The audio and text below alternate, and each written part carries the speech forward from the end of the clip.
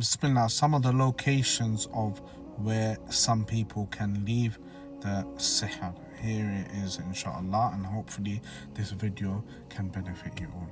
So I found in the years of Ruqyah some of the locations of where people put the sihr are as follows.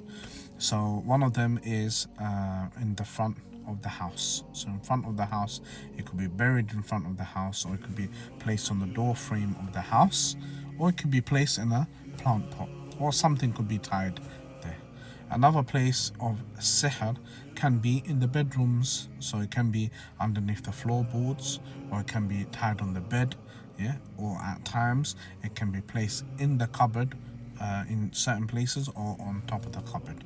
The other places of where the sihr can be kept are in the garden. So in the garden, if you've got a garden or a balcony, again in the flower pots. So some people put sihr in the flower pots, or they bury it in the garden, or they tie it on a tree in the back garden. So these are some of the places where people put sihr. Other places are in the living room, in the sofa. So in the gaps of the sofa, some people put sihr there. Other places are sihr that's been placed in the kitchen, in the food jars, especially some of the food jars that's come from back home. And what do you do, and how do you find out? I've linked that video. I've done this video a long time ago. One of the ways are by reciting in each room and walking around the room as you're reciting Surah Al-Falaq and Surah Al-Nas while you've got the affected patient in the room. Okay, and you tell that patient to recite and blow in the different directions. What do you recite? They can recite Surah Al-Falaq and Nas on repeat and blow towards the different directions of the room, with the intention to burn the sihr wherever it is. If you find that the individual is reacting a lot when they're blowing at a particular direction, or when the sheikh is in a particular area and the jinn is reacting a lot, then I would say to check that area. And see if there's any sihr there. Alhamdulillah, we found a lot of sihr like this.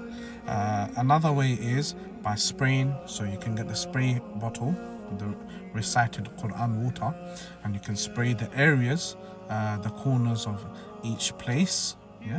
And while you're reciting and when you're spraying, you can observe the patient and see if they react. And again, I've seen it myself when I spray, for example, the front of the house, and a client was screaming and reacting badly.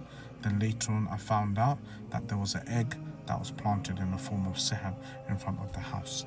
And these are some ways to find the sihr. Another place where they can put the sihr is in the pillows, or in your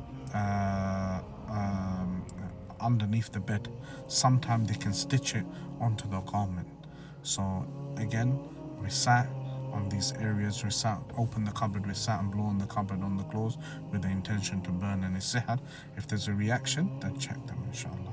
Other places where they can put the sihr are on the corners of the home. So you see nails, odd nails or pins that's been placed on the corners of the home. Again, this is not allowed. This could be sihr as well. So take them off and put it into recited water. And other places also can be an animal, for example, that's been slaughtered in front of the house. What do? Remove the animal, put it in recited water, wash that area with the recited water, and wash the blood off the pavement. And sometimes certain sihr can also be engraved where? In front of the house, on the floor of the house. And there's many more. May Allah protect you all. Assalamu'Alaykum.